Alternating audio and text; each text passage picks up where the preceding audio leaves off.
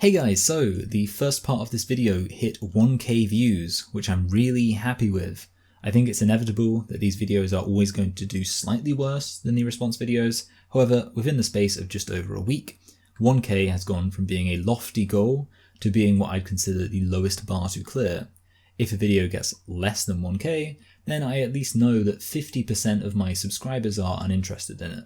Which isn't to say I'll definitely not do it, but it affects the amount of effort I'm likely to put in. Obviously the clips from other channels, which are always going to get fewer views, are virtually no effort at all. Oh, but yeah, 1k is 50% now. How about that? We reached 2k subs. I really want to do something to celebrate that. I used to celebrate every 100 subs. Now I'm celebrating every 1,000. So thank you for that. So in the last video, I offered a whole load of caveats about the classification of the UK as TERF island, before then presenting my first reason why I believe that the UK was more fertile for the spreading of gender critical ideas than is the case for the US.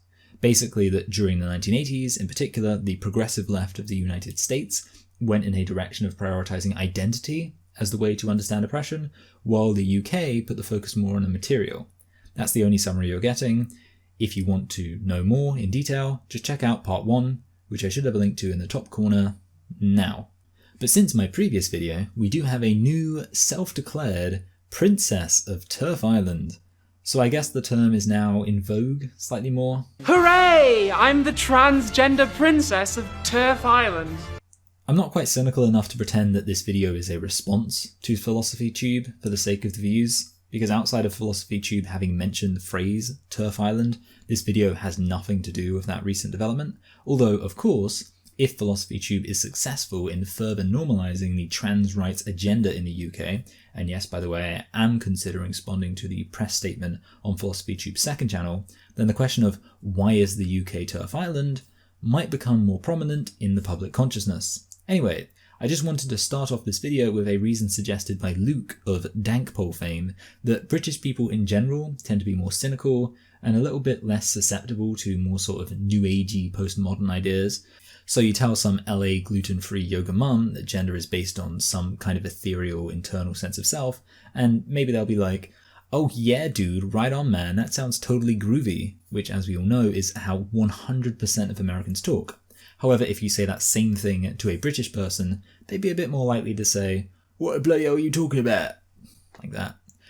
And slightly related note here, I made a video about how my mum hit peak trans when she found out that a man at work who had previously sexually harassed her now identified as a woman, but I haven't mentioned how my dad is just casually really gender critical. Like, of course he's said before that he doesn't think this whole idea of identifying as a woman and being considered a woman automatically makes much sense. However, just the other day he genuinely said, one time I was at a music festival and I saw a man in drag and I thought to myself, nowadays if a white man dressed up like a stereotypical black man, that would be considered racist. So I think one day men dressing up as women in that way will be seen exactly the same. And I was just like, yeah, there are quite a few feminists who think that, while quietly in awe of the fact that my middle-aged English dad had just idly stumbled upon the concept of men in drag is a bit like blackface, which some gender-critical feminists would very strongly uphold as a belief. I bring this up firstly because I don't know where else I could bring it up, and secondly because I think it does support the view that this is a certain intrinsic British cynicism that inclines people to be a bit suspicious when you see something like a biological male dressing up like a woman and doing an imitation of womanhood. But in general, this is just a good opportunity for me to say that this list of 3 reasons that I will present in these 2 parts is just my personal list. I think other people will have other observations, and I suspect that many of them have some validity. So, you know, algorithm time. Leave your speculations about why the UK is more inclined towards gender critical ideas in the comments below. Anyway, on with mine. And I'm going to start with not just the shorter reason to explain, but also the one which I guess critics of the gender critical position could get more on board with, in that it does kind of reflect a somewhat more negative aspect of the UK. Basically, it has to do with the media. I think the media in the UK has more incentive to bring attention to gender critical ideas than the media in the US. Why? Because in the UK, there is a certain standard of objectivity in our media, which proceeds from the BBC. Our television and radio news is supposed to be completely free of any bias, and ultimately I think it sort of succeeds. I'll confess though that I'm not fond of the specific way the BBC goes about achieving impartiality. Basically, it's through a very bland presentation of both sides of the argument, where ultimately very little meaningful analysis is actually done, because evaluating claims being made could see people being accused of bias. So I don't like it, but I think the BBC achieves a lack of bias, and generally I'd say this desire for a lack of bias extends to most of the British media landscape. But like I say, this is kind of boring. What news outlets really want is controversy, something to sink their teeth into. But it's really hard to have controversy without being accused of having a bias. Enter gender critical. Women having concerns about trans activism can't as neatly be accused of bias. After all, women's rights and trans rights are both viewed according to a narrow-minded left-right view of social politics as being progressive left-wing views. Yes, trans activists repeatedly try to frame gender-critical feminism as actually conservative and right-wing, but as long as there remain a decent number of people who recognise a continuity between gender-critical feminism and the second wave and radical feminism it's descended from, the gender-critical view is an easier view to platform while not getting in trouble for supporting one side of the spectrum over the other. But significantly, this debate has another advantage for the media, which is that it's substantially less esoteric, especially as it's presented in the media. In reality, there are debates around what gender means in the relationship between gender and sex, and of course, connected to that, a very valid debate about how sex can be clearly defined. What you see instead is bathrooms. Bathrooms as far as the eye can see, or sex-segregated spaces in general, whether changing rooms, official positions reserved specifically for women, or of course women's sporting competitions. It's very easy to get a trans activist and a feminist onto a program and have them discuss this issue in a way that is very accessible to the audience, while also coming across as quite controversial and interesting, but simultaneously being the most objective, unbiased thing you could do in the mind of the BBC, with their very limited view of bias and objectivity, have two left-wing progressives argue with each other. And yet there's also the fact that even while gender-critical feminists are not right-wing, due to the limited focus on identity politics issues taking the debate away from the theoretical abstractions around what it means to be a woman and the impact of that for feminist theory and activism, it does mean that right-wingers can get on board with this debate. What does that mean? More intrigue. And it also leads me to the final reason why I think the British media is quite interested in platforming this debate, albeit in a limited and disappointing way. This debate is possibly the best example I can think of where it's possible to hold a view that is seen as both very controversial and yet probably very reasonable in the minds of most people. A debate on whether or not non-binary genders exist is quite a controversial debate. It's challenging somebody's very identity. And yet at the same time, somebody saying that this idea of third and fourth and fifth genders is pretty silly is going to sound pretty intuitive to the vast majority of people in the UK.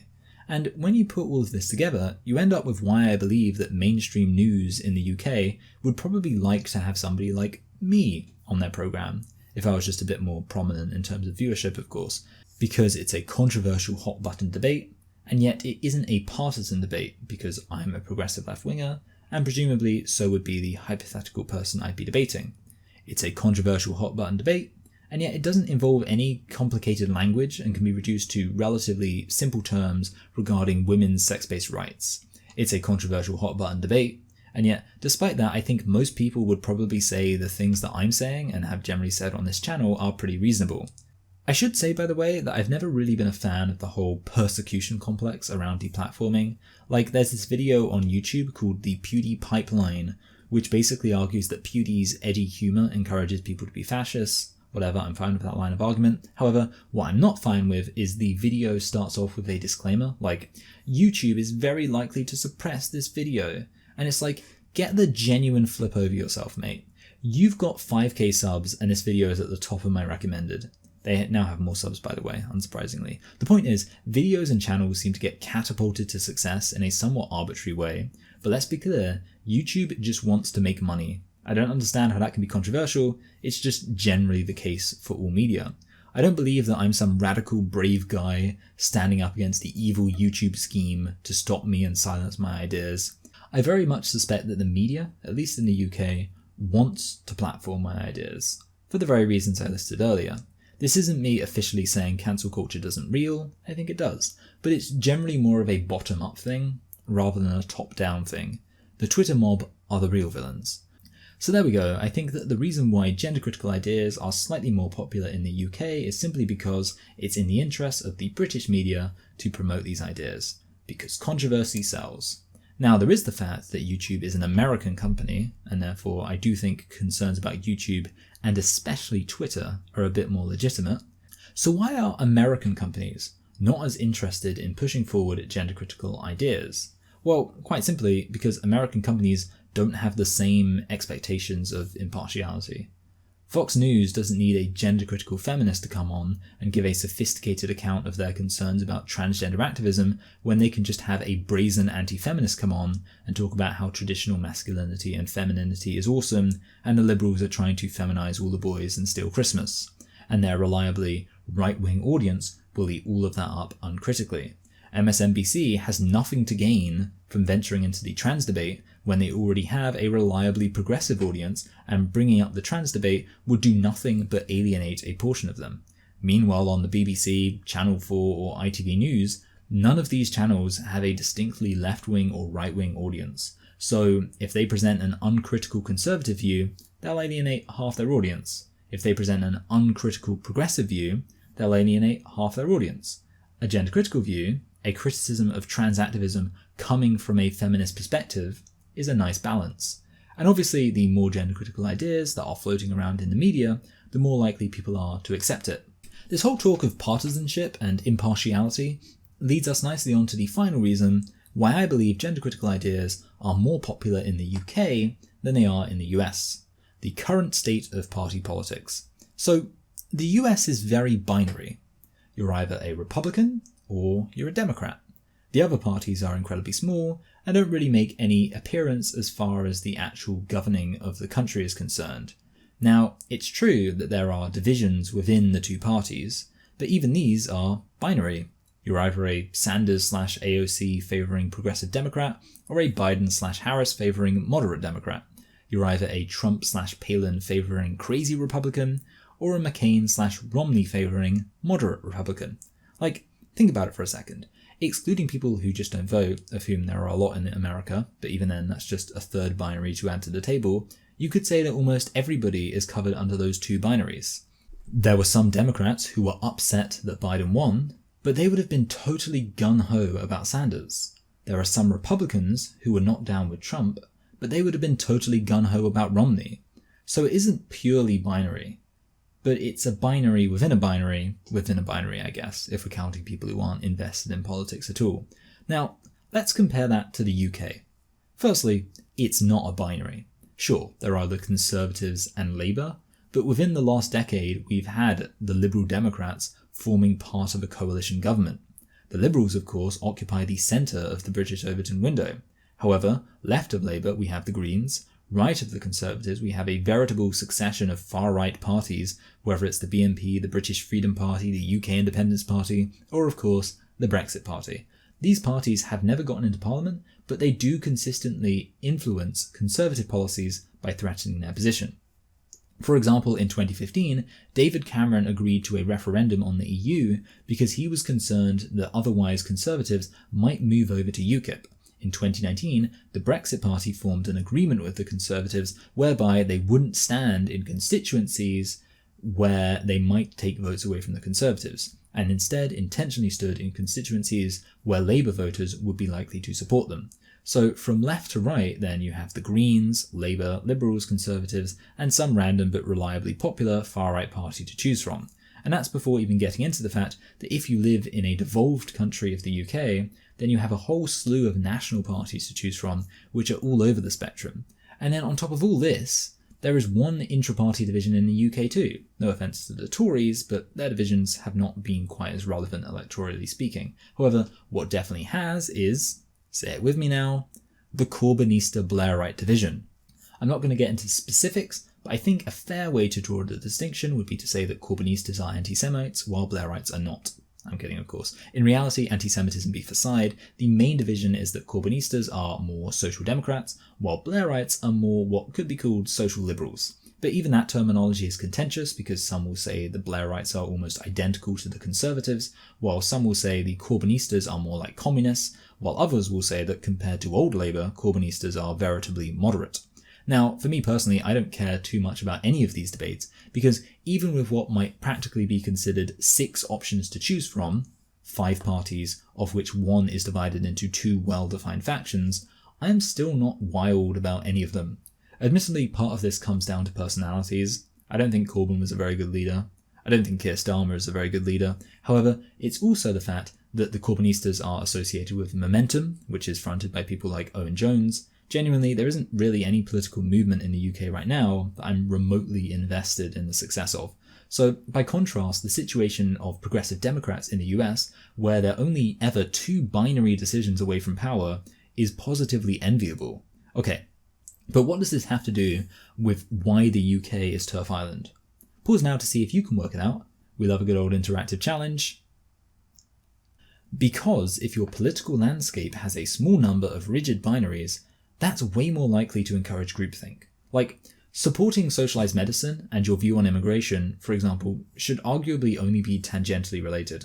Like, sure, you might support socialized medicine because you're a general humanitarian, in which case you'd be on board with people from poorer countries entering the US. However, one could just as easily support socialized healthcare for nationalist reasons that involve wanting to help only their own fellow countrymen.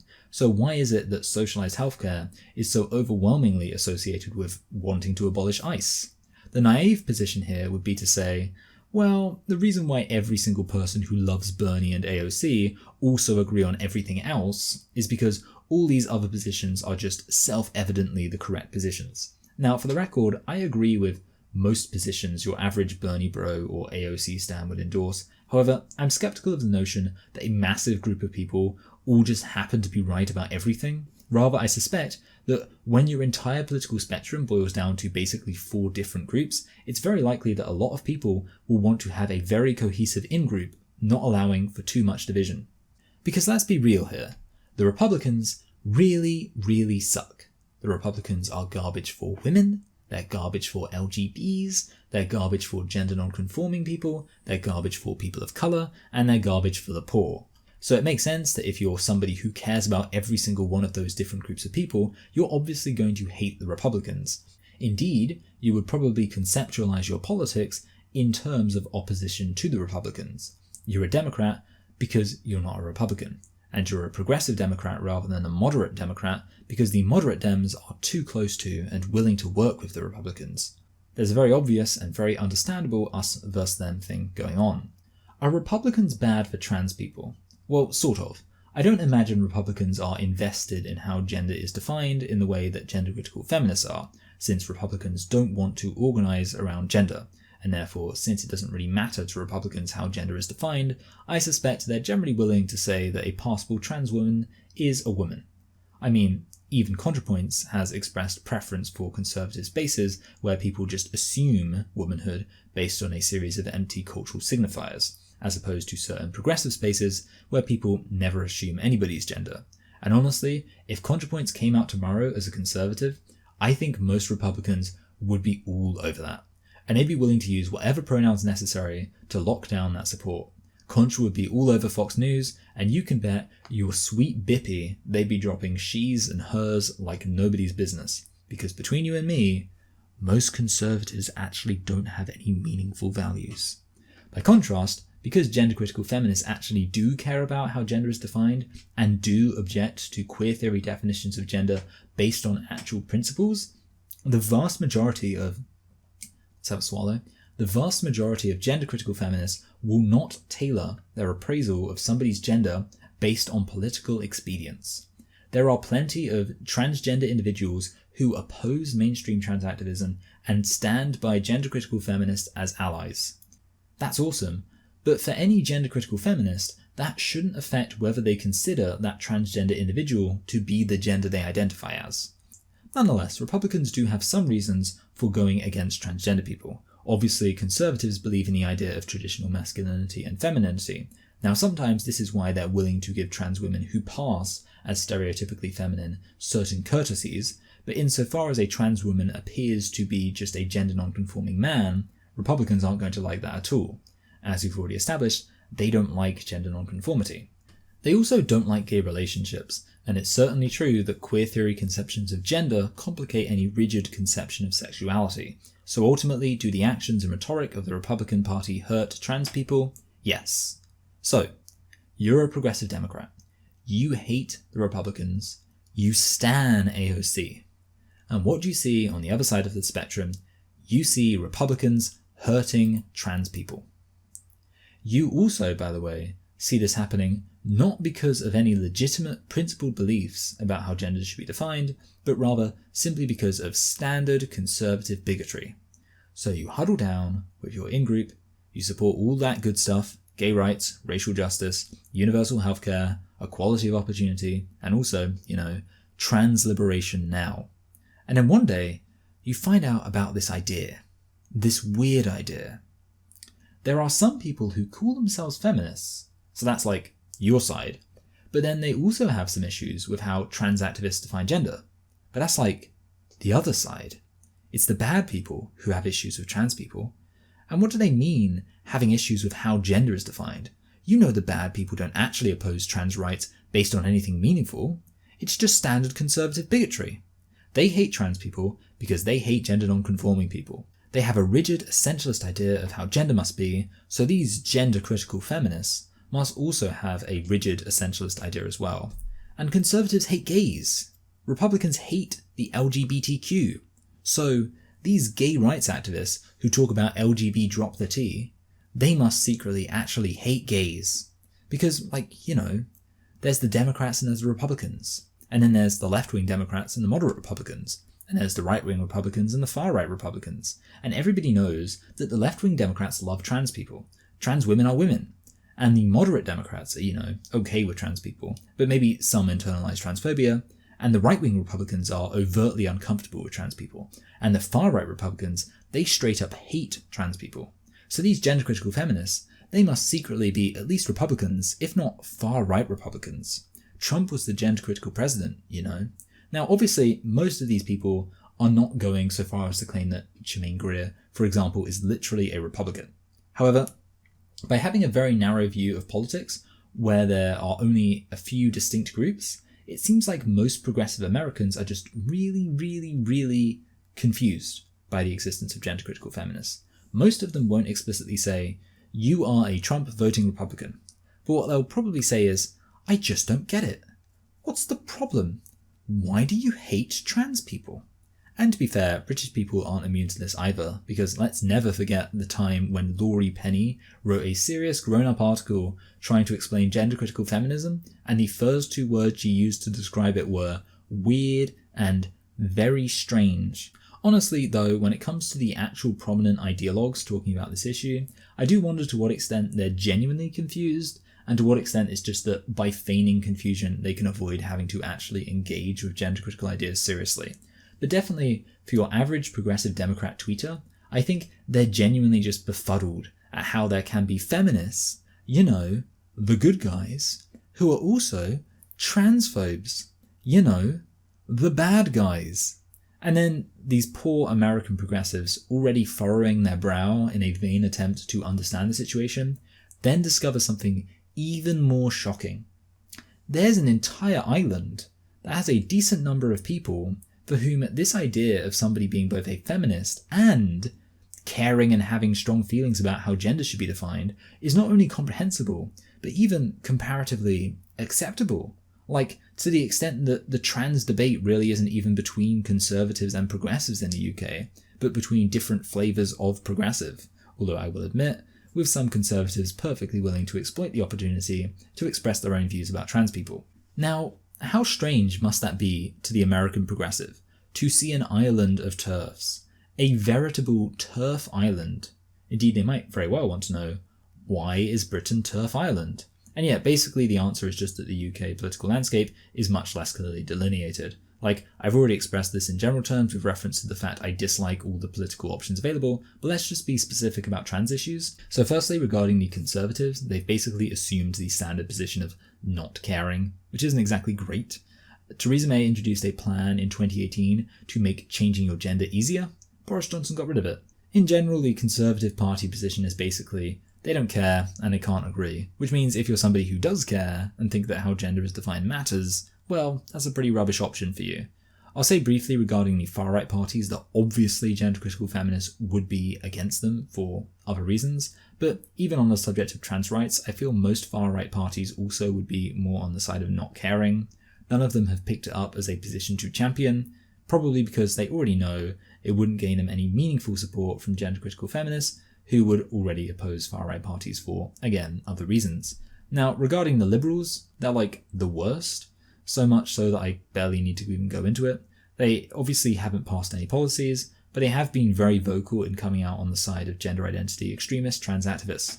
Blairite Labour is more of a mixed bag. J.K. Rowling, I believe, is politically quite pro-Blairite.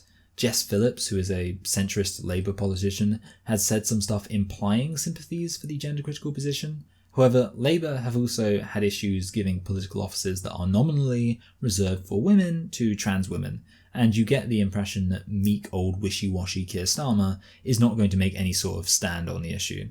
Corbynista Labour is, again, pretty rubbish. As I've already said, they're heavily affiliated with Momentum, which is a generic middle-class lefty university-educated harbinger of the postmodern apocalypse, and then there's the Greens. And one of the recent candidates for deputy leader came out saying that women's sex-based rights matter and need protecting, but then the actual leader of the party came out saying that there's no debate about trans rights in the Green Party.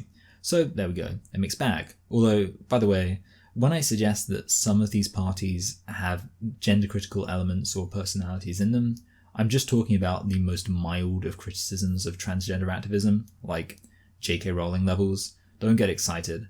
None of these people are coming out and fundamentally challenging the way that queer theorists define gender. So one reason why some sort of in-group mentality that limits the social acceptability of gender-critical thought never formed in the UK is because there's no real strong association between trans issues and one particular party. There are some parties firmly against gender-critical ideas, but most of them fall into a wishy-washy non-stance on the matter. And the other reason why there's not really as much of a partisan association when it comes to gender-critical views is because all of the parties are sort of okay. Well, except for UKIP and other far-right parties, they suck and can piss off. However, regarding the Conservatives, they're not Republicans. On gay rights, the Republicans still consider gay marriage passing to be an affront to religious liberty. Meanwhile, the Conservatives are the ones who legalized gay marriage. When it comes to women's rights, many Republicans voted for Trump solely because they wanted to outlaw abortion. In the UK, abortion isn't even an issue. Oh, and by the way, Conservatives have elevated more women to positions of power than Labour has. And when it comes to ethnic minorities, obviously the Republicans are pretty racist, while the Conservative Party are still quite distinctly racist in a lot of ways, but at least it's the subtler, more British kind of racism. To be fair, the Conservatives don't do well with ethnic minorities, but David Cameron actually made quite a big deal out of trying to change that. In 2015, a third of all ethnic minorities voted Conservative, which is significantly better than the racial divide for Republicans in American politics. So, if we can say in general that the Conservatives aren't as bad as the Republicans, then that's a pretty obvious reason why you're less likely to get fierce political in-groups in the UK. Like, I know some Americans who personally vote Republican, and honestly, I find it kind of gross. The Republicans are literally scum on every single level. And honestly, I'll say right now, if you're a gender-critical feminist who is like, yeah, I supported Trump because he was sort of vaguely on the anti-queer theory side of the trans debate, then I don't like that. I don't think we could be friends. And as somebody who doesn't believe in civility politics, I'm not going to pretend that I don't equate your support for a really shitty human being leading a really shitty party to you being a pretty unambiguously shitty person. By contrast, my dad voted Conservative in 2019, and I'm fine with that. Like, I disagree with it on some level, but not particularly passionately, because I wasn't particularly passionate about any of the choices on offer. So I have broad indifference to anybody who voted for any of the options that I was almost equally unimpressed by. Also, my dad votes according to the very broad principle of what he personally feels is best for the country at a given time. For example, he voted Corbyn's Labour in 2017 because he thought that robust investment in the country would be a good thing. He voted Johnson's Tories in 2019 because he thought that a clear and concise vision around Brexit would be a good thing. Obviously, in contrast to Labour's plan, which would have involved a substantial elongation of the politicking period around the EU. Now, do I fully agree with this reasoning? Not really, no. Did I love Jeremy Corbyn? Not really, no. Do I hate Boris Johnson? Not really, no. Does it bother me that much that my dad went from supporting one to the other? Not really, no. And yet, I can fully understand why this would be very different in the case of somebody going from supporting Bernie Sanders to Donald Trump. Trump is way more evil than Boris. Sanders is a way more compelling leader than Corbyn. The difference, therefore, is a great deal starker. So when you have extreme divides like that in your country, of course the in-groups are going to get more insular.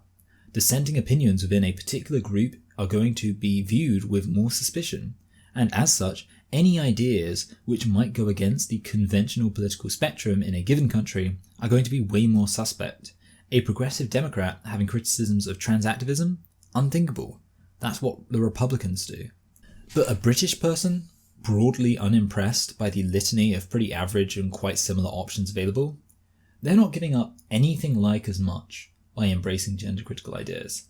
It's not like there was one political group I felt at home at, and that my solidarity with that political group made me preemptively suspicious of gender-critical ideas. Or at least, it wasn't like that to the extent I'd imagine would be the case in the American political climate. Instead, I am already pretty used to operating without any sort of association with a political group or identity. Oh, by the way, I meant to throw this in earlier, but I also think the relevance of local MPs in the UK means that party politics is generally less divisive. Like, my local MP is representing a constituency of 64,000 voters. That's not very much in the grand scheme of things, and this does create a culture where most people feel some sense of representation from their local MP. And I can personally say that I have spoken with my MP several times and even contacted him with the occasional issue. He's a Conservative. Also, fun fact, one time I was at a charity event in memory of my cousin, and there was just this local MP there, just because it was an event happening in a constituency of, again, probably around 65,000 voters. Those are the kinds of things you can do when you're representing a small number of people. And again, that MP was a Conservative. And heck, while I'm just listing off examples relating to family, I'll say that my grandparents are sort of old school Labour types, and they're always going into their local MP's office to make their opinions known. Or at least they used to go to the offices before the dark times. Again, their local MP is a Conservative. So the main takeaway here is, wow, what a surprise. Me, with my very obviously middle-class Southeast English accent, only have family members who live in Conservative areas. But also, I suspect that in the US, where people's relationships with their local representatives necessarily can't be as intimate because of the numbers involved, there's going to be less of a sense of non-partisan representation, which is what most people in the UK who care about their local MP are going to be used to. So yeah, all of those things mean that the average person in the UK is going to have a less exclusive attitude in their support for a political movement or identity or party. And that's even supposing that they actually have such a thing that they support. I certainly don't. And with that in mind, when I was introduced to gender-critical ideas, there was much less of a partisan association to overcome. And honestly, what association there was cannot be divorced from my experience on the internet, where I had encountered a lot of Americans. And of course, for Americans, they do have a way more exclusive attitude when it comes to their affiliations, for the reasons laid out above. So, for a progressive Democrat to accept something that isn't mainstream for progressive Democrats, that's going to be more of a psychological hurdle there. So in conclusion, those are the three reasons why I believe the UK is TERF Island. We have a history of Marxist thought that America lacks because of the history of Thatcher. We have a media that is much more likely to try and find more politically nuanced takes when trying to create controversy because of a standard of impartiality that stems from the BBC. And we have political parties that don't really create a strong sense of rigid affiliation to a particular set of viewpoints. Therefore, with all this said, people are more likely to prioritise the material when talking about oppression, and that would work with the gender-critical view of gender as based on sex. People are much more likely to see these gender-critical views in the media, and people are going to have less of an issue reconciling those views with any pre-existing affiliations. And all of this is very much in contrast to America. Again, let me know why you think the UK is TERF Island below. Best response gets pinned. Anyway, like, subscribe, share, check out the Discord, and don't forget to join on Patreon.